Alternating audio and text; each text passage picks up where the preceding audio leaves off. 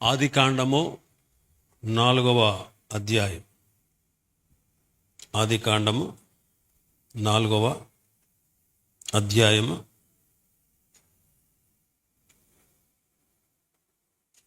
మొదటి 4 వచనాలు చదువుదామండి. ఆదాము తన భార్య అయిన హవ్వను కూడినప్పుడు ఆమె గర్భవతి అయి కయ్యూనును కని, యెహోవా దయ వలన నేను ఒక మనిషిని సంపాదించుకున్నానెను. తరువాత ఆమె అతని తమ్ముడగు హేబేలును కనెను. హేబేలు గొర్రెల కాపరి, కయ్యూను భూమిని సేద్యపరచువాడు. కొంతకాలమైన తరువాత కయ్యూను పొలము పంటలో కొంత యెహోవాకు అర్పణగా తెచ్చెను. హేబేలు కూడా తన మందలో తొలుచూలున పుట్టిన వాటిలో క్రొవ్విన వాటిని కొన్ని తెచ్చెను. యెహోవా హేబేలును అతని అర్పణను లక్ష్యపెట్టెను. 5వ వచనం కూడా చదువుదామండి. 5వ వచనం కూడా. కయ్యూనును అతని అర్పణను ఆయన లక్ష్య పెట్టలేదు. దేవుడి వాక్యాన్ని మనకు అర్థం చేయించునుగాక. దేవుడు ఈ సర్వాన్ని సృష్టించాడు. సర్వాన్ని సృష్టించిన సృష్టికర్త అయిన దేవుడు ఈ సృష్టిని నిర్మించిన తర్వాత తన స్వరూపమందు తన పోలికలో మానవుణ్ణి చేశాడు. తన స్వరూపమందు తన పోలిక. స్వరూపం, దేవుని స్వరూపం ఏంటి? దేవుడు ఆత్మస్వరూపి. ఆయన స్వరూపము ఆత్మ. మనం కూడా ఎవరం చెప్పండి? ఆత్మ. దృశ్యమైనవి అనిత్యములు, అదృశ్యమైనవి నిత్యములు. కనిపిస్తున్నటువంటి దేహం అనిత్యం, కానీ లోపల ఉన్న ఆత్మ నిత్యం. ఇప్పుడు ఆహారం దేనికి అనుకుంటాం మనం? రైటే, మీరు అన్నారు కదా ఆహారం శరీరానికని. చచ్చిపోయినోడికి నోరు ఉంటుందా ఉండదా? వాడికి అన్నం పెట్టండి తింటాడా? మరి ఎందుకు తింటలేదు? శరీరానికి ఒక్కదానికే కదా ఆహారం, ఆత్మకు కూడా. ఆత్మ ఉంటేనే శరీరం తింటది, లేకపోతే లేదు. అంటే మన ఆత్మ, మనం ఎవరైనా చెప్పండి, ఈ శరీరం, ఈ పాప శరీరంతో ఉన్నటువంటి మనం ఈ పాప ప్రక్షాళన కొరకు ఆయన శరీరధారిగా వచ్చి ఈ పాపాన్ని ఆయన దేహం మీద వేసుకుని ఆయన శరీరం మీద మోసి మనకు విడుదల, విమోచన, రక్షణ కలగజేశాడు. కాబట్టి ఆయన స్వరూపం ఏంటంటే ఆత్మస్వరూపం. ఆయన పోలిక అంటే దేవునికి మనస్సు ఉంది, దేవునికి భావోద్రేకాలు ఉన్నాయి, దేవునికి చిత్తం ఉంది. ఆయన పోలికలో మానవుని చేశాడు. అయితే ఆదాము దేవునికి లోబడాలని, తన మీద ఆధారపడాలని దేవుడు కోరాడు. అందుకే ఒక ఆజ్ఞ ఇచ్చాడు. ఏమని? భూమి అంతటా అతడు సంచరించలేడని ఏదేనులో తోట వేసి ఆ తోటలో భూమి మీద దొరికేటువంటి సకల వృక్షాలు, సకల ఫలవృక్షాలు అన్నీ అక్కడ పెట్టాడు. ఆదాము భూమి అంతటా సంచరించలేడని ఏదేనులో తోట వేసి ఆ తోటలో పెట్టాడు. ఒక ఆజ్ఞ ఇచ్చాడు. ఏమనంటే 2 చెట్లు నాటాడు మధ్యలో, ప్రత్యేకమైన చెట్లు అవి. ఒకటి జీవవృక్షం, రెండవది మంచి చెడ్డల తెలివినిచ్చు వృక్షం. మంచి చెడ్డల తెలివినిచ్చు వృక్ష ఫలాన్ని తినొద్దు అని ఆజ్ఞ ఇచ్చాడు. ఎవరికి? ఆదాము. తినొద్దు అన్నాడు. నీవు తిను దినమున నిశ్చయముగా చచ్చదు అన్నాడు. దేవుడు సమస్తాన్ని ఆదాము కొరకు చేశాడు. ఆదాము కొరకు అంటే ఆదాము ఒక్కడికే కాదు, ఆదాములోంచి వచ్చిన మన అందరి కొరకు, ఆదాము నుంచి వచ్చినటువంటి మనందరి కొరకు చేశాడు. చేసి అతని ప్రకటెముకలో నుంచి ఒక ఎముక తీసి స్త్రీగా నిర్మించి వారిద్దరికి వివాహం చేశాడు. చేసి మీరు ఫలించండి, అభివృద్ధి చెందండి, విస్తరించండి, భూమిని నిండించండి, దాన్ని లోబర్చుకోండి, ఏలండి అని చెప్పాడు. అలా చెప్పి నీవు జీవవృక్ష ఫలం తిని మిగిలిన వృక్ష ఫలాలు తింటే నీవు నా మీద ఆధారపడినట్టు, నేను వద్దని చెప్తున్నటువంటి ఈ మంచి చెడ్డల వృక్షఫలం తింటే నీవు నా అధికారాన్ని ధిక్కరించినట్టు అని దేవుడు చెప్పాడు. అప్పుడే చెప్పాడు ఏమనంటే, నీవు తిను దినమున నిశ్చయముగా చచ్చెదవు అన్నాడు. తిను దినమున నిశ్చయముగా చచ్చెదవు. చావు అంటే ఏంటో ఆదాముకి బాగా తెలుసు. మధు చెట్టు కొంప తీసిరా ఒకసారి. ఒకటి, చావు అంటే ఏంటో ఆదాముకి బాగా తెలుసు. తాను దేవుని నుంచి వేరైపోతాడని, భౌతికంగా చచ్చిపోతాడని, చనిపోయిన తర్వాత అగ్ని గంధకాలతో మండు గుండంలో పాలు పొందుతాడనేటువంటి విషయం ఆదాముకు తెలుసు. ఎందుకంటే ఆదాముని నిండు యవ్వనంలో చేశాడు దేవుడు. బాల్యంలో చిన్నపిల్లవాళ్ళలాగా చేయలే. తెంగరోడేం కాదు ఆదాము, తెలివి తక్కువడేమీ కాదు, తెలివి లేనివాడేమీ కాదు. ఎందుకంటే దేవుడు తన స్వరూపంలో తన పోలికలో చేశాడు. చెప్పాను కదా, తన స్వరూపం అంటే ఆత్మ, తన పోలిక అంటే ఆయన లాంటి మనస్సు, ఆయన లాంటి భావోద్రేకాలు, ఆయన లాంటి చిత్తం. ఆయన స్వరూపంలో అంటే ఆదాము ఎవరు? దేవునికి కుమారుడు, అంతే, మరొక మాట లేదు బైబిల్లో. లోకాసువార్త 3వ అధ్యాయం, లోకాసువార్త 3వ అధ్యాయం, లోకాసువార్తలో ఉంటుంది చూడండి, 3వ అధ్యాయం 38, 38. ఎస్, ఆఖరి మాట అండి, 38లో ఆఖరి మాట ఏంటంటే ఆదాము దేవునికి కుమారుడు, అంతే. దేవుని స్వరూపం, దేవుని పోలిక, దేవుని వ్యక్తిత్వం అన్నీ అతనికి ఇచ్చి చేశాడు. ఏమని చెప్పాడంటే, నీవు నా మీద ఆధారపడాలి, నా మీద ఆధారపడి జీవించాలి. ఒకవేళ నన్ను ధిక్కరిస్తే, అంటే నేను వద్దన్న పని నువ్వు చేస్తే, నా ఆజ్ఞను నువ్వు అతిక్రమిస్తే నువ్వేం చేసినట్టు? నా అధికారాన్ని ధిక్కరించినట్టు. ఎప్పుడైతే నీవు నా అధికారాన్ని ధిక్కరిస్తావో నీకు చావు, నీవు చచ్చెదవు అన్నాడు. ఇప్పుడు చూడండి, మన మధ్యలోనికి ఒక చెట్టు కొమ్మ తెచ్చాం. ఇది ఇప్పుడు చచ్చిపోయిందా బతికిందా చెప్పాలి. ఇది ఇప్పుడు చచ్చిపోయిందా బతికి ఉందా? వినపడతలే నాకు. చచ్చిపోయింది. ఎందుకని? తనకు ఆధారమైనటువంటి ఆ చెట్టు నుంచి ఇది వేరైపోయింది. ఇది ఎలాగ ఉంచితే 4-5 రోజులకో లేకపోతే 10 రోజులకో ఏమవుద్ది? ఎండిపోద్ది. అంటే ఈ పచ్చదనం అంతా పోద్ది. అది భౌతిక మరణం. తర్వాత దీన్ని బీరువాలో పెడతాం, తీసుకెళ్ళి బీరువాలో పెడతాం. ఏం చేస్తాం? ఏమండి, పక్క ఇంటి వాళ్ళ మీద పాడేస్తే దెబ్బలాడికి వస్తారు. దీన్ని ఏం చేయడం న్యాయం? అగ్నిలో వేయడం న్యాయం, కాల్చడం న్యాయం. అదే మరణం అంటే.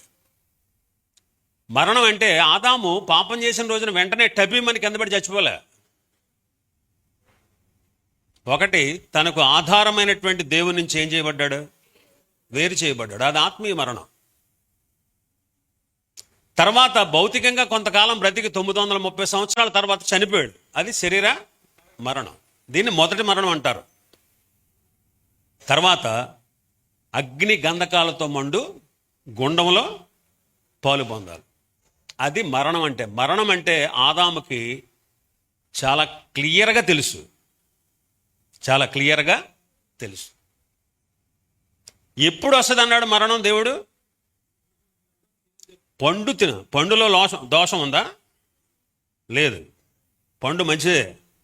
మంచి చెడ్డ తెలివినిచ్చి వృక్షఫలం అది పెట్టాడంటే కారణం మానవుడు తప్పిపోతాడని దేవుడికి తెలుసు.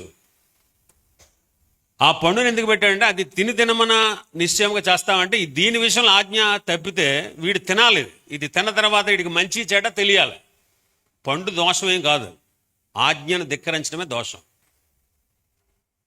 పండు మంచిదే, ఎందుకంటే తప్పిపోతాడు కాబట్టి, దేవునికి దూరం అయిపోతాడు కాబట్టి వీడికి రేపొద్దున మంచి చెడు తెలియాలి. తెలియడం కోసం పెట్టాడు. చెట్టులో దోషం లేదు. దేవుడిచ్చిన ఆజ్ఞ తప్పిపోవడంలో దోషం ఉంది. కాబట్టి వద్దని చెప్పాడా లేదా? దేవుడు చెప్పాడు. కానీ అవ్వేమో మోసపోయి తింది.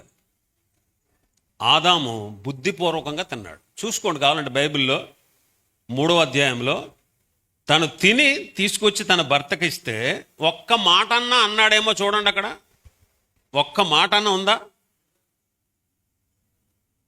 అసలు ఏమనాలి? ఆదాము ఎందుకు తీసావు, ఎందుకు కోసావు, ఎందుకు తిన్నావు, ఏంటి, ఎందుకు చేసావని అడగాలి.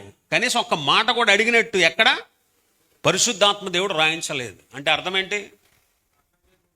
కావాలనే బుద్ధిపూర్వకంగా నీ అధికారం నాకు వద్దు, నీవు చెప్పినట్టుగా వినాల్సిన అవసరత నాకు లేదు, నా అంతటా నేను బ్రతుకుతాను, నా అంతటా నేను జీవిస్తాను అని బుద్ధిపూర్వకంగా ఆదాము దేవుణ్ణి ధిక్కరించాడు. అదండి, అది పాపం. వెంటనే అతనికి ఏమొచ్చింది? మరణం వచ్చింది. ఏంటా మరణం? మొదటిగా దేవుని నుంచి దూరం అయిపోయాడు, ఆత్మీయ మరణం. రెండవది అంటే అందులోనే మొదటి మరణంలో ఉన్నది ఏంటంటే భౌతిక మరణం. ఆత్మ శరీరాన్ని నుంచి వేరైపోవడం. 930 సంవత్సరాలు బ్రతికి చనిపోయాడు. తర్వాత ఎక్కడికి వెళ్ళాలి? న్యాయంగా అగ్ని గంధకాలతో మండు గుండానికి వెళ్ళాలి. ఇది ఖచ్చితంగా ఆదాముకు తెలుసు. కానీ ఆదాము కావాలనే దేవుణ్ణి ధిక్కరించాడు, పతనమైపోయాడు, దేవునికి దూరం అయిపోయాడు. ఇప్పుడు చూడండి, ఈ మొక్క నుంచి వేరు చేయబడినటువంటి కొమ్మ, దీనికి పువ్వులు కాయలు లేవు. కానీ ఒకవేళ దీనికి పువ్వులు కాయలు ఉంటే దీనికి ఆ మెయిన్ చెట్టుకి సంబంధం ఉంటుంది? ఇంకా ఉంటుందా? దీనికి ఏమైనా కాయలు కాసినాయి అనుకోండి, ఆ అసలైన చెట్టుకి దీనికి సంబంధం ఉంటాయా? ఉండవు. ఎందుకంటే వేరు చేయబడింది కదా ఇది. అలాగే ఆదాములో నుండి మానవులందరూ కూడా దేవుని నుంచి వేరు చేయబడి ఆత్మీయంగా మరణించి పుడుతున్నారు, భౌతికంగా మరణాన్ని పొందుతున్నారు, రెండవ మరణానికి పాత్రులు అవుతున్నారు. ఇప్పుడు మనం ఎవరని చెప్పండి? మనం అందరము కూడా ఆదాములో నుండి వచ్చిన వారమే. అపొస్తలుల కార్యములు 17వ అధ్యాయం 27వ వచనం. అపొస్తలుల కార్యములు 17వ అధ్యాయం 27వ వచనం. కొన్ని క్రొత్త సంగతులు 17 అదండి ఆ మాట. మరియు యావత్ భూమి మీద కాపురముండుటకు ఆయన ఒకని నుండి ప్రతి జాతి మనుషులను సృష్టించాడు. యావత్ భూమి మీద కాపురముండుటకు ఆయన ఒకని నుండి సమస్త జాతి మనుషుల్ని, ఒకడు ఎవరు? ఆదాం. ఆ ఒకడు ఎవరు? ఆదాం. ఇప్పుడు చూడండి, ఆదాము పతనమైపోయిన తర్వాత మనం వచ్చాం. ఆదాం పతనమైపోయిన తర్వాత మనం వచ్చాం. పతనమైపోయిన తర్వాత మనం దేవుణ్ణి మానవులుగా పుట్టాం. యావత్ భూమి మీద ఉన్నటువంటి మానవులందరూ కూడా ఆదాములోంచి వచ్చిన వారే.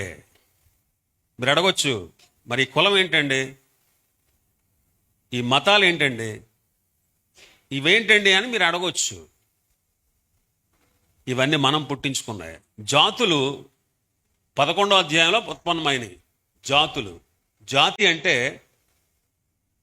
భాషను బట్టి పుట్టేదాన్ని జాతి అంటారు. భాషను బట్టి పుట్టేదాన్ని ఏమంటారు? జాతి అంటారు. మనది ఏ జాతి? భరత జాతి కాదు, తెలుగు జాతి.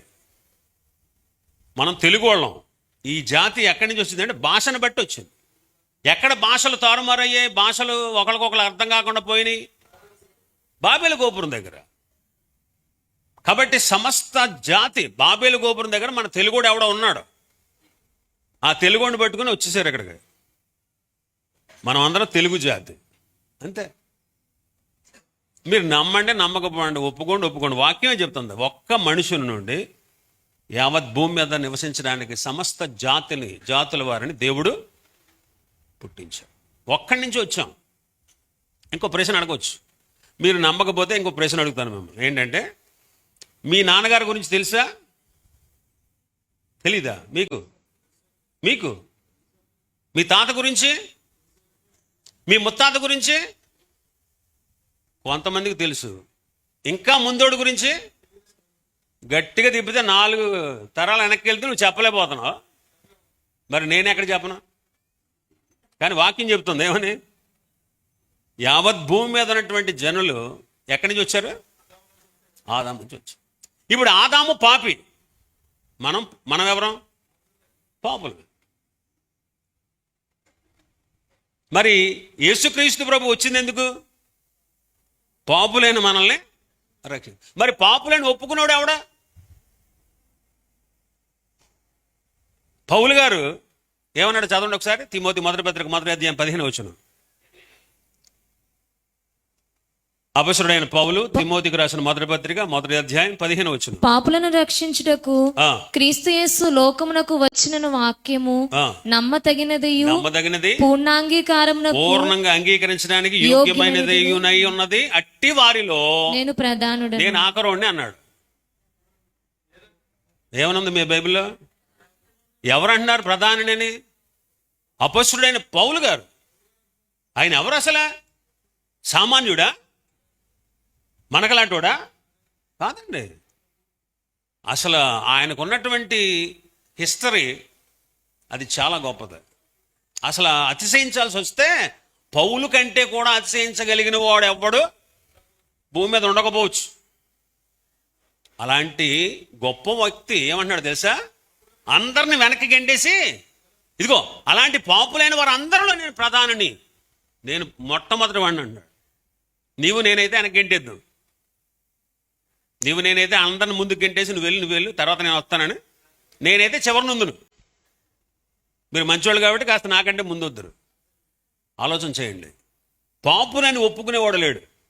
అందుకే మేము ఎక్కడికైనా సువార్తకి వెళ్ళినప్పుడు పాపులను రక్షించడానికి క్రీస్తు యేసు ఈ లోకంలోకి వచ్చినంటే ఆడంటాడు, ఇదిగో చెబుతున్నా నువ్వు పాపివేమో కానీ మేము పాపులం కాదు అంట. పాపులని ఒప్పుకునేవాడు లేడు. మరి ఆదాముని బట్టి మనం అందరం ఎవరం? పాపులం. మరి దేవుడు ఆదాముని ప్రేమించాడు. ఆదామునే కాదు, సమస్త మానవాళ్ళని ప్రేమించాడు. ప్రేమిస్తూనే ఉన్నాడు. ప్రేమించి మానవుల రక్షణ కొరకు తన కుమారుడైన యేసుక్రీస్తును ఈ లోకానికి పంపించాడు. ఇప్పుడు ఎవరిని రక్షించడానికి వచ్చాడండి ఆయన? పాపులను రక్షించుటకు వచ్చాడు. ఎవరు పాపులు? ఇప్పుడు మనం చదువుకున్నటువంటి వాక్యాన్ని, మనం ఇప్పటివరకు విన్నటువంటి వాక్యాన్ని బట్టి ఆదాము నుంచి వచ్చాం కాబట్టి ఆదాము ఎవరు? పాపి. మనం ఎవరు? ఇది బైబిలే చెప్తుంది. ఏ భేదము లేదు.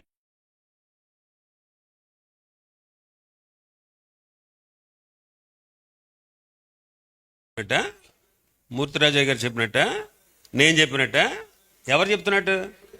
దేవుడే చెప్తున్నాడు. నీవు నేను పాపివనే సంగతి మొట్టమొదటి చెప్పేది ఎవరంటే దేవుడు. ఒకవేళ నేను మిమ్మల్ని అన్నాను అనుకో, మీకు కోపం రావచ్చు, మీరు నన్ను అనడానికి తెగించలేకపోవచ్చు. కానీ పరిశుద్ధ గ్రంథంలో దేవుడు ఏమంటున్నాడు? మనమందరము పాపులమే అంటాడు.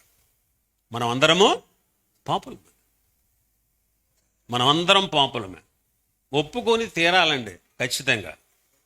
రెండవది, మీ మనస్సాక్షిని అడగండి. ప్రభు మనస్సాక్షిని పెట్టాడు మనలో, ప్రతి ఒక్కళ్ళలో మనస్సాక్షిని పెట్టాడు. మంచి పని చేసినప్పుడు నీ మనస్సాక్షి ఎంతో సంతోషపడుతుంది. ఏదన్నా కాని పని చేసావనుకో, నీ మనస్సాక్షి కోసేస్తుంది, నొచ్చుకుంటుంది, బాధపడుతుంది. కొంతమందికి అయితే ఇంకా ఎక్కువ ఉంటుంది విపరీతంగా. అయితే ఏం చేయబడింది? వాత వేయబడింది. వాత వేయబడింది అంటే ఏంటి? మొండికి ఎత్తిపోయింది అక్కడ. ఇక ఏం స్పర్శ లేకపోవడం అనమాట. వాత వేయబడడం అంటే ఏంటి?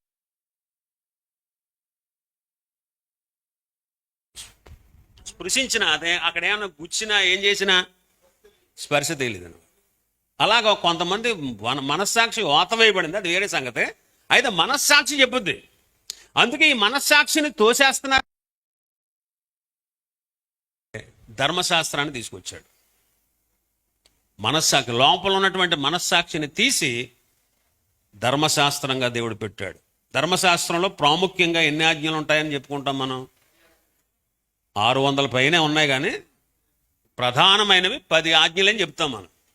అవునండి, 10 ఆజ్ఞలు. ఇవన్నీ మనకు తెలుసు, 10 ఆజ్ఞలు. మరి ధర్మశాస్త్రాన్ని దేవుడు ఎందుకు ఇచ్చాడు? పాటించడానికి ఇచ్చాడా? ఎందుకు ఇచ్చాడు చెప్పండి? పాటించడానికి ఇచ్చాడు అంటే ఆయన ఇచ్చి ఇప్పటికి 1000 సంవత్సరాలు అవుతుంది.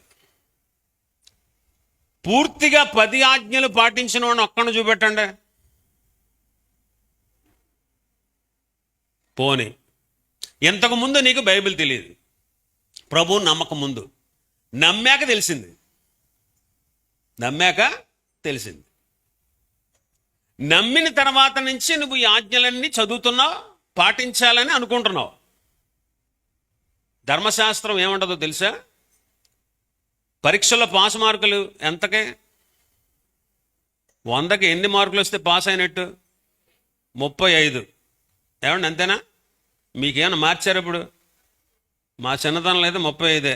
మరి మీకు 35ఏనా? 35 వస్తే పాస్ అయినట్టు చదువులో. కానీ ధర్మశాస్త్రం విషయంలో ఏంటో తెలుసా? 100కి 100% పాటించాలి. ఒకవేళ 100కి 100% నువ్వు పాటించగలిగితే ధర్మశాస్త్రం నిన్ను నీతిమంతుడు అని డిక్లేర్ చేస్తుంది. ధర్మశాస్త్రం నిన్నేమని డిక్లేర్ చేస్తుంది? నీతిమంతుడు అని డిక్లేర్ చేస్తుంది. ఒక్క ఆజ్ఞ విషయంలో తప్పిపోయినా, 1% నువ్వు తప్పిపోయినా నిన్ను రాళ్లతో. మరి దేవుడు ధర్మశాస్త్రాన్ని ఇచ్చాడు ఎందుకు? ఈ ధర్మశాస్త్రం నుంచే ప్రపంచ దేశాలన్నీ కూడా కాపీ చేసి చట్టాన్ని, న్యాయాన్ని తయారు చేసింది. ఈ ధర్మశాస్త్రం నుంచే మొదటి 5 పుస్తకాల నుంచే కాపీ చేశారు. లా అండ్ ఆర్డర్ అంటారు, దాన్ని పాటిస్తున్నాయి. ఇప్పుడు మీరు నేను ధర్మశాస్త్రాన్ని ఎరిగినప్పటి నుంచి ఇప్పటి వరకు ఒక్క విషయం చెప్తాను. ఒక్క విషయం, ఇప్పుడు అబద్ధం ఆడొద్దు అని ఉంది ఆజ్ఞ. ఉందండి బైబిల్లో? ఉంది. అబద్ధం ఆడితే శిక్ష ఏంటి? అంతే, ఇక అందులో మరొక మాట లేదు. అబద్ధం ఆడితే అగ్ని గంధకాలతో మండు గుండంలో పడాలి. మరి మీరు నేను రక్షణ పొందిన దగ్గర నుంచి మీరు అబద్ధం ఆడి ఎన్ని సంవత్సరాలు అయింది? సంవత్సరాలా? పోనీ ఎన్ని నెలలైంది?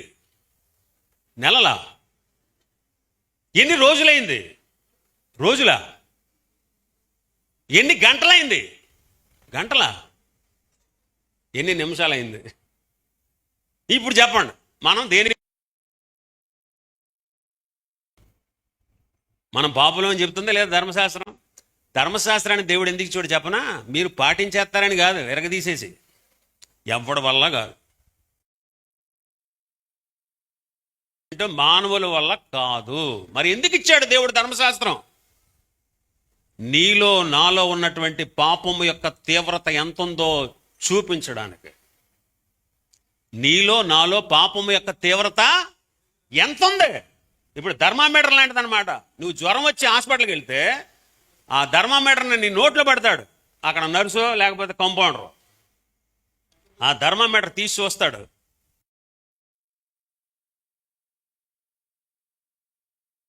105 లేకపోతే థర్మామీటర్ బద్దలైపోయేంత జ్వరం ఉందా చెప్పుద్ది. ఏది? మరి థర్మామీటరు జ్వరాన్ని తీసేస్తా, కానీ నీలో ఎంత తీవ్రమైన జ్వరం ఉందో చెప్పుద్ది. అలాగే ధర్మశాస్త్రం కిందులుగా తపస్సు చేసిన, ఎంతకాలం నువ్వు ట్రై చేసినా ఖచ్చితంగా ఏదో ఒక రోజు దాని ముందు బొక్కబోరలో పడతా. నేను పాటించలేను బాబోయ్ అని. కానీ పాటించిన వాడు ఒకే ఒక ఆయన ఉన్నాడు, మన ప్రభు అయిన యేసుక్రీస్తు గారు. గట్టిగా చప్పట్లు కొడితే ఏమన్నా? ధర్మశాస్త్రాన్ని పాటించిన వాడు ప్రభు అయిన యేసుక్రీస్తు ఒక్కడే. అందుకే ధర్మశాస్త్రం ఆయన్ని నీతిమంతుడని డిక్లేర్ చేసింది. ఏమని డిక్లేర్ చేసింది? నీతిమంతుడు. నీతిమంతుడు లేడు, ఒక్కడను లేడు. చూసుకోండి కావాలంటే, భూమి మీద. కానీ పరలోకానికి దిగి వచ్చిన దేవుని కుమారుడైన యేసుక్రీస్తు ధర్మశాస్త్రాన్ని పాటించి నెరవేర్చి కొట్టివేశాడు. అందుకే మనం పాపులమని దేవుని ఆదాము నుంచి వచ్చాం పాపులం. మీరు నమ్మినా నమ్మకపోయినా నమ్మేటువంటి మాటలు చెప్తున్నాం. ఒకటి దేవుడు చెప్తున్నాడు ఏమని, నీవు నేను పాపులమని. రెండోది ఎవరు చెప్తున్నారు? మనస్సాక్షి చెప్తుంది. ఎవరు చెప్తున్నారు? మనస్సాక్షి. మరి మూడోది ధర్మశాస్త్రం చెప్తుంది. నాలుగవది మరణం చెబుతుంది. ఏం చెప్తుంది? మరణం. మనం చచ్చిపోతాం. మీలో ఎవరైనా ఛాలెంజ్, నేను చావనండి ఇలాగే ఉంటానండి అన్నవాళ్ళు ఎవరైనా ఉంటే మీ చేయి చూపించవచ్చు. ఎవడి వల్ల కాదు. పాపం మరణానికి నడిపిస్తుంది. పాపము వలన వచ్చాడు కదా సిలువలో, తండ్రి నీవేళ నా చేయి విడిచారు అంటే తండ్రి నుంచి వేరై ఆత్మీయ మరణాన్ని పొందాడు. భౌతికంగా మరణించాడు, శరీరంతో పుట్టాడు కాబట్టి. రెండో మరణానికి వెళ్ళాల్సిన అవసరం లేదు ఆయన. ఎందుకంటే ధర్మశాస్త్రాన్ని పూర్తిగా నెరవేర్చిన వాడు కాబట్టి రెండో మరణానికి వెళ్ళాల్సిన అగత్యం లేదు.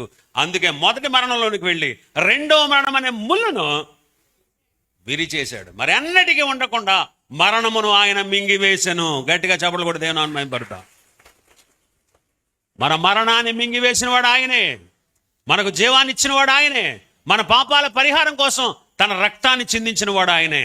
ఈ రక్తాన్ని చిందించినటువంటి ఈ సిచ్యువేషన్ ఎక్కడి నుంచి వచ్చిందో చెప్తాను మీకు. ఇందాక చదివించాను కదా 4వ అధ్యాయం. ఇది దేనికి దానికి లింక్ ఉంది. ఈ రక్తాన్ని ఎందుకు చిందించాల్సి వచ్చింది యేసయ్య? ఎందుకు మరణించాల్సి వచ్చింది? ఎందుకు తండ్రి నుంచి వేరవ్వాల్సి వచ్చింది? ఎందుకు భౌతికంగా మరణించాల్సి వచ్చింది? దానికి లింక్ ఉంది ఇక్కడ. ఇప్పుడు వీళ్ళిద్దరూ బలి తెచ్చారు. ఎవరు? కయ్యను, హేబేలు. హేబేలేమో గొర్రెలలో శ్రేష్టమైన దాన్ని తెచ్చాడు. కయ్యను పొలం పంటలో తెచ్చాడు. ఏం తెచ్చాడు? మరి కయ్యను వ్యవసాయదారుడు, హేబేలు గొర్రెల కాపరు. అందుకు వీళ్ళిద్దరూ డిఫరెంట్గా తీసుకొచ్చారు. ఇప్పుడు వీళ్ళిద్దరూ బలి ఇవ్వాలనేటువంటి విషయం ఎవరు చెప్పారు అతనికి? వాళ్ళిద్దరికి ఎవరు చెప్పారు? ఎవరు చెప్పుంటారు అనుకుంటున్నారు మీరు? తల్లిదండ్రులు చెప్తారు. ఇంకెవరు చెప్తారు? ఆదాము చెప్పాడు. ఆదాము తెలుసు కదా.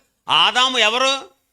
దేవుని స్వరూపం, దేవుని పోలిక. పాపం చేసి పోగొట్టుకున్నాడు, కానీ జరిగిన సంగతి అంతా అతనికి తెలుసా తెలీదా? తెలుసు. కాబట్టి కొడుకులిద్దరికి చెప్పాడు, బాబు మేము పాపం చేశాం, మేము దేవుడు వద్దన్న పని చేశాం, సాతాను మాట విన్నాం, వాడు మమ్మల్ని మోసం చేశాడు, వాడి మాట విని మోసపోయి దేవుడు చెప్పిన సత్యాన్ని మేము త్రోసేసి దేవుడు వద్దన్న పని చేశాం. అందువల్ల దేవునికి దూరం అయిపోయాం. రేపొద్దున భౌతికంగా చచ్చిపోతాం, తర్వాత నరకానికి వెళ్ళాలి. కానీ దేవుడు మమ్మల్ని ప్రేమించి మమ్మల్ని ఇద్దరిని ఆయన ఎదురుకు తెచ్చి మేము చూస్తుండగా ఒక జంతువుని తీసుకొచ్చి మా చేతులు దాని మీద పెట్టి దాన్ని వధించాడు. వధించి దాని చర్మాన్ని తీసి మాకు చొక్కాయలు కుట్టించాడు. ఈ బలి మాంసాన్ని తీసుకెళ్ళి బలిపీఠ మీద పెట్టి దహించాడు. ఆయన చెప్పాడు ఏమనంటే, ఇదిగో ఆదాము నువ్వు చావాలి, నీకు బదులుగా ఈ జంతువు చచ్చింది.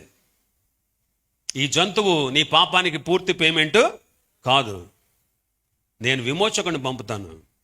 ఆయన వచ్చి ఈ జంతువులాగా నీ కొరకు రక్తాన్ని చిందించి బలి అయిపోయి నా నుంచి వేరే ఆత్మీయ మరణం పొంది భౌతికంగా చనిపోయి రెండో మరణం అనే ముళ్ళును తీసేసి నీ పాపాలని పూర్తి పేమెంట్ ఆయన చెల్లిస్తాడు. ఆ విమోచకుడు కోసం నా కృపణ మీద ఆధారపడు, విమోచకుని నమ్ము, నిన్ను అంగీకరించే ఏకైక మార్గం నేనే అనే విషయం నువ్వు తెలుసుకో అని మా కొరకు బలిచ్చాడయ్యా అని ఆ బలి గురించి చెప్పాడు. ఎవరు? ఆదాము. ఎవరికి చెప్పాడు? వీళ్ళిద్దరికి చెప్పాడు. విమోచకుడు గురించిన వాగ్దానం ఎక్కడ ఉంది? 3:15 ఆదికాండం 3వ అధ్యాయం 15వ వచనం. మరియు నీకును స్త్రీకిని నీ సంతానమునకు ఆమె సంతానమునకు వైరము కలగజేసేదను, అది నిన్ను తల మీద కొట్టును, నీవు దాన్ని మడి మీద కొట్టుదువని. సాతాను సర్పరూపంలో వచ్చి అవ్వను మోసం చేశాడు కాబట్టి సాతానుడితో మాట్లాడుతూ ప్రభువు అంటాడు, ఇదిగో నీకు స్త్రీకి, నీకు అంటే సాతాను, స్త్రీ అంటే అవ్వ. అవ్వ కాదు, అవ్వలో ఉన్నటువంటి అవ్వ ద్వారా వచ్చేటువంటి అందరూ మనం అందరం కూడా. నీకు స్త్రీకి, నీ సంతానానికి స్త్రీ సంతానం అంటే ప్రభు అయిన యేసుక్రీస్తు. అంటే సాతాను సంతానం అంటే ఏంటో తెలుసా? మారు మనసు పొందనోడు అందరూ కూడా సాతాను సంబంధికులే. గుర్తుపెట్టుకోండి, మారు మనసు పొందిన అందరూ కూడా సాతాను సంబంధికులే. మారు మనసు పొందిన వాళ్ళు స్త్రీ సంతానమైన క్రీస్తులో ఉన్నవారు. అందుకే ఇప్పుడు క్రీస్తు యేసునందున్న వారికి ఏ శిక్షా విధియు.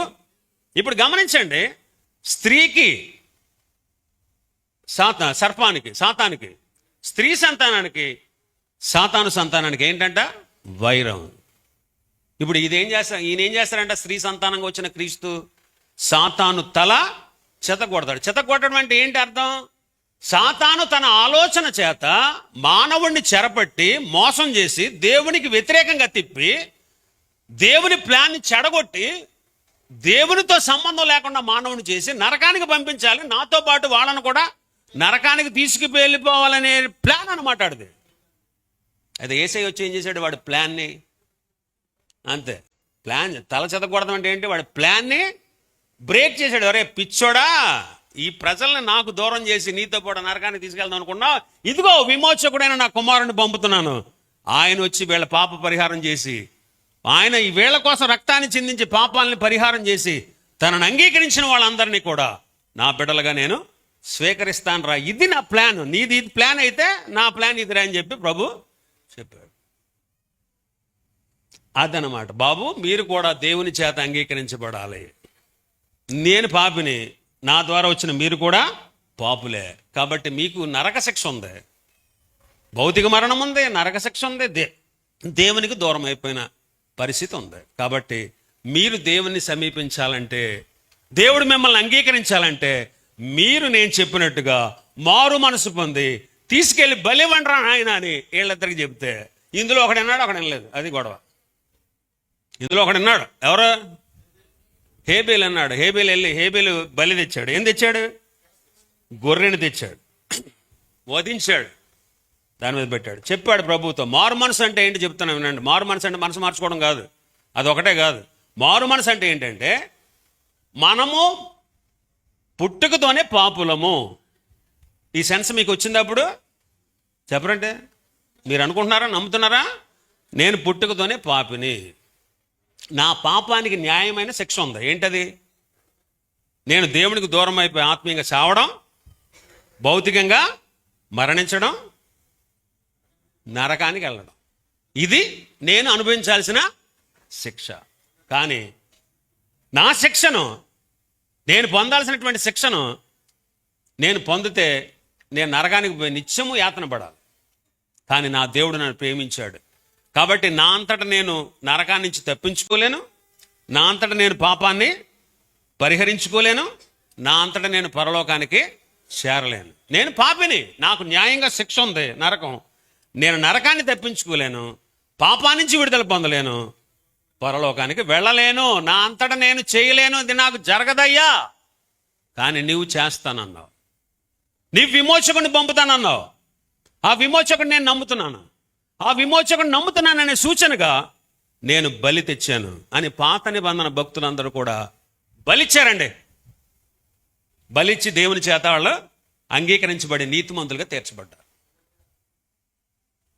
అర్థమవుతుందండి నా మాటలు? అది ఆ పని ఎవరు చేశారు? మొట్టమొదట హేబేలు చేశాడు, కయ్యను చేయలేదండి. ఎందుకంటే మానవుడు ఆదాము పాపం చేసిన దగ్గర నుంచి, దేవునికి దూరం అయిపోయి నుంచి తనకు పుట్టే పిల్లలు కూడా దేవునికి దూరంగానే పుడుతున్నారు. అందుకే దేవుని మీద మనస్సు లేదు వీళ్ళకి. అందుకే ఆదాము చెప్పాడు వాళ్ళకి, అరే మీరు కూడా దేవుని చేత అంగీకరించబడండి, మమ్మల్ని దేవుడు ఎలా తప్పించాడు మిమ్మల్ని కూడా అలా తప్పిస్తాడని చెబితే హేబేలు లోబడ్డాడు, కానీ కయ్యను లోబడలేదు. కయ్యను లోబడలేదు. కయ్యనుని ఒకడు నడిపిస్తున్నాడు. ఎవడాడు? అపవాది. ఎవడు నడిపిస్తున్నాడు కయ్యన్ని? పాపం కయ్యనికి కూడా తెలియదు అపవాది వాడిని నడిపిస్తున్నాడని. లోకాన్ని చూడండి, లోకంలో ఇష్టానుసారంగా చేస్తూ ఉంటారు, అవన్నీ పూజలు చేస్తాడు, మనం నవ్వుతాం. మనం కూడా ఒకప్పుడు చేసిన వాళ్ళమే, ఇప్పుడే నవ్వుతాం. ఆయన చూసి నరకానికి పోతాం కాదు, అది కాదు మనం చెప్పాల్సింది. వాళ్ళని చూసి బాధపడాలి మనం. మనల్ని తప్పించినందుకు దేవుని స్తుతించాలి, వాళ్ళ విషయంలో బాధపడాలి. అదేనండి భారం. ఈ బాధ అంతా ఎందుకు? అలాంటి వాళ్ళని, కొత్త వాళ్ళని, ఒకళ్ళని ఇద్దరిని తీసుకొస్తే కనీసం వాళ్ళైనా రక్షణ పొందితే వాళ్ళు తప్పించబడతారనేదే కదా ఈ ప్రయాస అంతా, దైవజనుడు చేసే ప్రయాస. అలాగే మనం కూడా ప్రయాసపడాలి. కయ్యన్ని నడిపిస్తున్నాడు ఎవడో మనం క్లియర్గా తెలుసుకోవాలంటే కొత్త నిబంధనలో పరిశుద్ధాత్మ దేవుడు రాయించాడు, కయ్యను దుష్టుని సంబంధి అన్నాడు. అన్నాడా? కయ్యను ఎవరంట? దుష్టుని సంబంధి అన్నాడు. ఎందుకని చెప్పాడు అలా కరెక్ట్గా? దుష్టుడైన సాతానే వాడిని నడిపించాడు. వాడు ఏమన్నాడంటే, గొర్రె తెచ్చాడు. గొర్రె తెస్తే ఈయనేం తెచ్చాడు? వ్యవసాయంలో కూరగాయలు లేకపోతే ఏదో ధాన్యం ఏదో తెచ్చుంటాడు. ఏది పండించాడో అదే. ఏమన్నాడంటే అసలు తండ్రి ఏం చెప్పాడు? అరే బలి పట్టుకెళ్ళండి రా అన్నాడు. కయ్యను ఏం చేశాడు? బలి పట్టుకెళ్దామని అనుకుంటే ఈడన్నాడు అపవాది, ఇదిగో ఆడు గొర్రెలు కాపరు కాబట్టి గొర్రెలు ఉన్నాయి, నువ్వు వ్యవసాయదారుడు, నువ్వు పట్టుకెళ్ళు, నీకు దేవుడు అంటే ఇష్టమా కాదా? ఇష్టమే, పట్టుకెళ్ళు, ఏమవుతాయి అన్నాడు. అందుకే ఏం చేశాడు? వ్యవసాయంలో పండింది తెచ్చాడు. దేవుడు కోరిన విధంగా రాలా. ఒక విషయం గమనించండి, నీవు కోరిన విధంగా దేవుడు నీకు రక్షణ ఇవ్వడు. దేవుడు కోరుకున్న మార్గంలోకి నువ్వు వస్తే నీకు రక్షణ ఇస్తాడు. అది అప్పుడు అయిపోయింది. అప్పుడు ప్రభు మాట్లాడాడు. ఈడి అర్పణ అంగీకరించలేదు, హేబెల్ అర్పణ దేవుడు అంగీకరించాడు. మొహం మాడిపోయింది, కోపం వచ్చేసింది. కోపం రప్పించినాడు ఎవడా? ఎవడు నడిపిస్తున్నాడు? ఇతన్ని అపవాదం నడిపిస్తుంది. కోపం వచ్చేసింది. ప్రభు చూడండి ఎంత ప్రేమగలడో, మాట్లాడుతున్నాడు ఎవరితో? నీ మీద ఎవడగా విపరీతంగా కోపం ఇస్తే నువ్వు ఎంత ప్రేమిస్తావు వాళ్ళని కదా, నువ్వు దగ్గర చేర్చుకుంటావు కదా, నువ్వు వాళ్ళతో మాట్లాడతావు కదా. లేదు, మాట్లాడు. కానీ ప్రభు ఎంత ప్రేమగలడో చూడండి. వాడు కోపం ఇచ్చి కూర్చుంటే పిలిచి అడుగుతున్నాడు, కయ్యనా ఏంటి, ఎందుకు కోపడుతున్నావు? మొహం ఏంటి చనిపించుకున్నావు అంటే, నువ్వు సత్క్రియ చేసిన తలెత్తుకుంటావు కదా అన్నాడు. సత్క్రియ అంటే ఏంటి ఇక్కడ? అదేనండి మనం పప్పులు అడిగేసేది, మంచి పనులు కాదండి. సత్క్రియ అంటే ఏంటంటే, హేబెలు ఎలాగైతే బలి తెచ్చాడో, తండ్రి చెప్పినట్టుగా చేశాడో, దేవుడు కోరుకున్న విధంగా చెప్పాడో అది సత్క్రియ. సత్క్రియ గురించి దేవుడు అక్కడ వివరించలేదు అతనికి. సత్క్రియ చేయొచ్చు కదా అన్నాడు. అంటే సత్క్రియ అంటే ఏంటో కయ్యనికి బాగా తెలుసు, కానీ సత్క్రియ చేయలేదు. ఇప్పుడు చూడండి, అపవాదం నడిపిస్తున్నాడు అతన్ని. అందుకే కోపం రప్పించాడు. దేవుని మాట కూడా అతడు లెక్క. మరి దేవుడు చెప్పినప్పుడు వెంటనే వెళ్ళి సత్క్రియ తెచ్చి ఉంటే అతన్ని వెంటనే దేవుడు అంగీకరించి ఉంటే తేలా. మళ్ళీ పైగా ఏం చేశాడు తెలిసాడు? ఈ నడిపించేవాడు ఏం చేస్తున్నాడు? ఇదిగో ఏసే నీ తమ్ముడిని అన్నాడు. నీ తమ్ముడిని చంపేయ్ అన్నాడు. ఏం చేశాడు? చంపేశాడు. ప్రభు ఏం చేయాలి? పాత సినిమాలో హీరోలాగా వచ్చి అడ్డుపడి తప్పించవచ్చుగా. ఎందుకు తప్పించలే? హేబెలు చావడానికి సమ్మతించాడు. ఎందుకంటే హేబెలు ఇంకా దేవుని బిడ్డ. అతడు చనిపోయి ఎక్కడికి వెళ్తాడు? పరదేశికి వెళ్తాడు. అతడు క్షేమకరమైన స్థితిలోనే ఉంటాడు. అయినా సరే హేబెల్ని చంపుతామంటే చంపనిచ్చాడు. కయ్యనితో మళ్ళీ మాట్లాడుతున్నాడు. నీ తమ్ముడేడి అని అడుగుతున్నాడు. తెలీదు, అది ప్రభుకి తెలుసు. ఎందుకని అడుగుతున్నాడంటే, ఐఎమ్ సారీ ఫాదర్, నన్ను క్షమించయ్యా, నా తమ్ముడు చంపేశాను అంటాడేమో, అప్పుడన్నా అంగీకరిద్దామని. కానీ ఏమంటున్నాడు? నా తమ్ముడు నాకు కాపలా పెట్టావా అని ఎదురు తిరిగాడు. అప్పుడు ప్రభు శపించాడు. శపిస్తే సైతాన్ అంటాడు, ఇదిగో ఎందుకు వచ్చిన బతుకు, ఈ బతుకు చచ్చిపో కదా, చచ్చిపోవచ్చు కదా, నువ్వు చచ్చిపో అని ఆత్మహత్యకు ప్రేరేపిస్తున్నాడు. ఏమన్నా కయ్యింది ఆత్మహత్యకు ప్రేరేపిస్తున్నాడు. సైతాను ఎంత మోసగాడో చూడండి. వాడి చేత నడిపించబడుతూ ఉంటే ఒకవేళ మీరు దేవునికి దూరమై పాతాళంలో ఉంటారు. వాడు ఆత్మహత్యకు నడిపిస్తున్నాడు. అప్పుడు ప్రభు అన్నాడు, అప్పుడు ఈ కయ్యని అంటాడు, నన్ను ఎవడైతే కనుక్కుంటాడో వాడు చంపుతాడు, నేను ఎవడికి ఎదురు పడతానో వాడే నన్ను చంపేస్తాడంటే కయ్యను చావకుండానట్లు గుర్తేశాడు. ఎందుకు గుర్తేశాడు? ఎందుకు శపించాడు నేలని? ఎందుకు అతనితో మాట్లాడాడంటే దేవుని ప్రేమ అండి. ఇదంతా మనకు అర్థం కాదంతే. దేవుని ప్రేమ. ఎందుకు అంత దీర్ఘాయుష్ ఇచ్చాడు తనకి? ఎందుకు హేబేల్ని చంపనిచ్చాడు? ఎందుకు ఇతను బతకనిచ్చాడు? నేనే దేవుణ్ణి అయితే అప్పుడే చంపేద్దునండి. నేను దేవుని కానందుకు దేవునికి స్తోత్రం. మీరైతే ఏం చేద్దురో మరి. కానీ దేవుని దీర్ఘశాంతం అండి అది. వాడికి దీర్ఘాయుష్ ఇచ్చాడండి దేవుని దీర్ఘశాంతం. ఎందుకు తెలుసా? వాడు పడే బాధలను బట్టి ప్రభువా నేను చేసింది తప్పే, నేను పాపినని ఒప్పుకుంటాడేమో అని అంతకాలం ఉంచాడు. దీర్ఘకాలం అంతగా ఉండదండి దుష్టులకి దీర్ఘాయుష్ ఎందుకు తెలుసా? వాళ్ళు మారాలని ఆయన ఉద్దేశం. ఆయన దీర్ఘశాంతం అండి అది. కయ్యని ఎంత ప్రేమిస్తున్నాడు చూడండి. హేబేలు ప్రేమించాడు, హేబేలుకు రక్షణ ఇచ్చాడు. కయ్యని నరకానికి పోతాడని ప్రభు ఎంతో మదన పడిపోతున్నాడు. అందుకే కోపం వస్తే మాట్లాడాడు, తమ్ముడిని చంపినప్పుడు మాట్లాడాడు, శపించాడు నేలని. ఆ శపించినప్పుడు పంట పండనప్పుడైనా దేవుని గుర్తు చేసుకుని ఆయన వైపు తిరుగుతాడని. చచ్చిపోతానని అంటే చావకుండానట్టు గుర్తేశాడు, ఎక్కువ కాలం ఉంచాడు. కారణం ఏంటో తెలుసా? దేవుని దీర్ఘశాంతం. ఒకసారి గట్టిగా చెప్పలు కొడదాం. దేవుని దీర్ఘశాంతం. వాడు మారాలనండి. ఇక్కడ మనం కూడా ఉన్నాం. ఇక్కడ కూడా ఉన్న వాళ్ళు చాలా మంది పాపులు ఉండే ఉంటారు, ఇంకా ప్రభుని అంగీకరించిన వాళ్ళు ఉండే ఉంటారు. మీ పట్ల కూడా ఆయన తన దీర్ఘశాంతాన్ని కనుపరుస్తున్నాడని ఈ సందర్భాన్ని మీకు తెలియపరుస్తున్నాడు. దీర్ఘశాంతాన్ని కనుపరుస్తున్నాడు. ఇంకా నువ్వు రక్షణ పొందకపోతే ఇదే అనుకూల సమయం, ఇదే రక్షణ దినం. ఒకవేళ రేపు పొద్దున అడుగుతాడు ఎవడో, ఆ రోజే చంపేసి ఉంటే దేవుడు హేబేల్ని చంపిన రోజునే అడ్డుపడి వాడిని చంపేసి హేబేల్ని బ్రతికించి ఉంటే, రేపు పొద్దున కయ్యను అంటాడు ఏమన్నా తెలుసా? అంచెదన తీర్పు తీర్చేటప్పుడు అంటాడు, నీవు గనక ఆ రోజు నాకు ఇంకా అవకాశం ఇచ్చి ఉండుంటే నేను మారిపోతున్నా కదా అంటాడు. అలాంటి ఛాన్స్ ఆడికి ఇవ్వకూడదని, మరే నీకు ఇన్ని ఛాన్సులు ఇచ్చాను, నువ్వు ఇంకా మారలేదు, ఇప్పుడు నువ్వు నరకానికి పోవాల్సిందని ఆలోచన చేయండి. అదండి బలి. ఎందుకు వాళ్ళు తెలుసా? నేను పాపిని, నా పాపానికి న్యాయంగా శిక్ష ఉంది, నా అంతటా నేను నరకాన్ని నుంచి తప్పించుకోలేను, నా అంతటా నేను పరిశుద్ధంగా బ్రతకలేను, నా అంతటా నేను పాపం లేని పరలోకానికి చేరలేను. నన్ను అంగీకరించేవాడు యేసయ్య, నన్ను తప్పించేవాడు ఆయన, నా కొరకు బలి అయిపోయింది ఆయన. అందుకే ఆయన సిలువలో మరణించాడు, చనిపోయాడు, సమాధి చేయబడ్డాడు, మూడో దినాన తిరిగి లేచాడు. ఆయన జననం నా కోసమే, ఆయన శిలువ శ్రమలు నా కోసమే, ఆయన మరణం నా కోసమే, ఆయన భూస్థాపన నా కోసమే, ఆయన పునరుత్థానం నా కోసమే. నేను విశ్వసిస్తున్నాను అనేవాడు అందుకే బాప్తిసం పొందుతాడు. బాప్తిసం అంటే అదే. బాప్తిసానికి సూచన అదే. నువ్వు రక్షణ పొందావనడానికి సూచన బాప్తిసం. నువ్వు బాప్తిసం పొందుతున్నావు అంటే ఏంటి? ఆ సిలువలో ప్రభు నా కోసం చనిపోయాడు, నేను కూడా క్రీస్తుతో పాటు చనిపోతున్నాను. ఆయన సమాధి చేయబడ్డాడు, ముంచుదాం, ఆయన తిరిగి లేచాడు. ఆయన యందు విశ్వాసం ఉంచడం ద్వారా దేవుడు నన్ను అంగీకరించి నా పాపాన్ని క్షమించి పాపపు శిక్ష అయిన నరకాన్ని నుంచి తప్పించి, ప్రతిరోజు పాపపు ఆలోచనలతో భ్రమలతో ఉండే నన్ను పాపపు శక్తి నుంచి విడిపించి పాపము లేని పరలోకానికి దేవుడు నన్ను విమోచిస్తాడు అనే విశ్వాసంతో మనం బాప్తిసం నమ్మి బాప్తిసం పొందిన వాడు రక్షింపబడును, నమ్మని వానికి శిక్ష.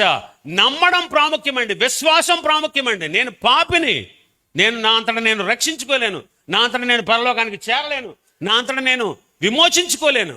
నా ప్రభువు నా కోసం వచ్చాడు ఆనాడు. అందుకే యోహాను గారు నడుస్తున్న యేసు వైపు చూసి ఏమంటాడు?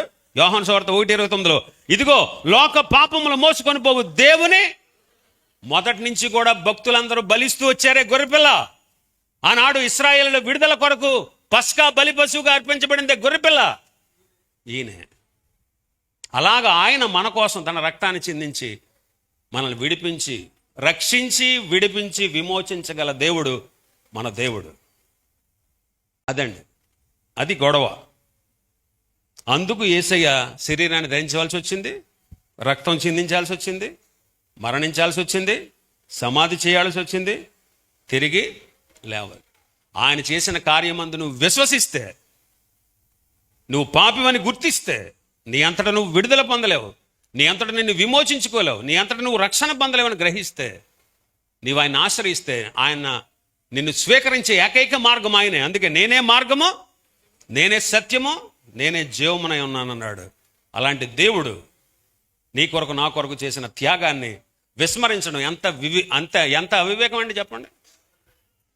ఆయన నాకు వద్దు అనుకోవడం, యేసుప్రభు నా దేవుడు కాదండి, మా దేశస్తుడు కాదండి, విదేశీ కులం అండి, విదేశీ మతం అండి, తక్కువ కులస్తుల దేవుడు అండి, ఇలా చెబుతూ చాలామంది దేవునికి దూరం అయిపోతున్నారు, నరకానికి పోతున్నారు.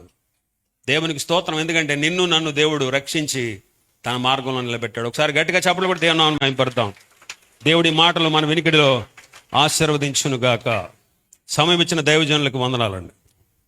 Thank you.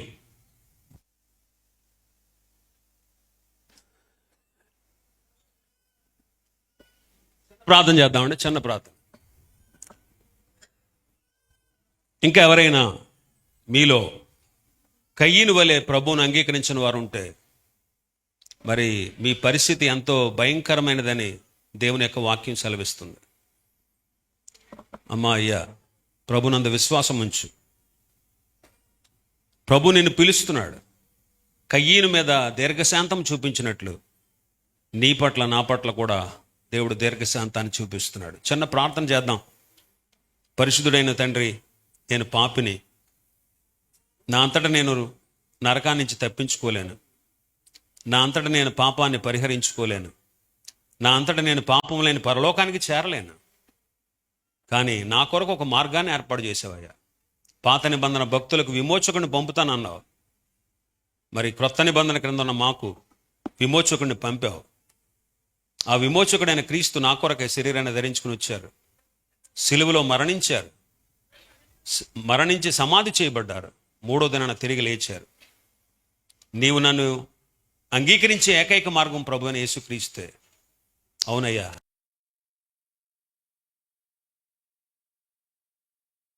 ఆయన ద్వారా నన్ను గణపరుస్తూ విశ్వాసము ద్వారా నేను రక్షణ పొందుతాను. నాకు సహాయం చేయండి. రక్షణ పొందిన బిడ్డలను దీవించండి. రక్షణ పొందిన వారు ఉంటే ప్రభువా, ఈ రీతిగా మారు మనసు పొంది వారు నిన్ను అంగీకరించుటకు సహాయం చేయమని యేసు నామములో వేడుకుంటున్నాము తండ్రి. ఆమేన్.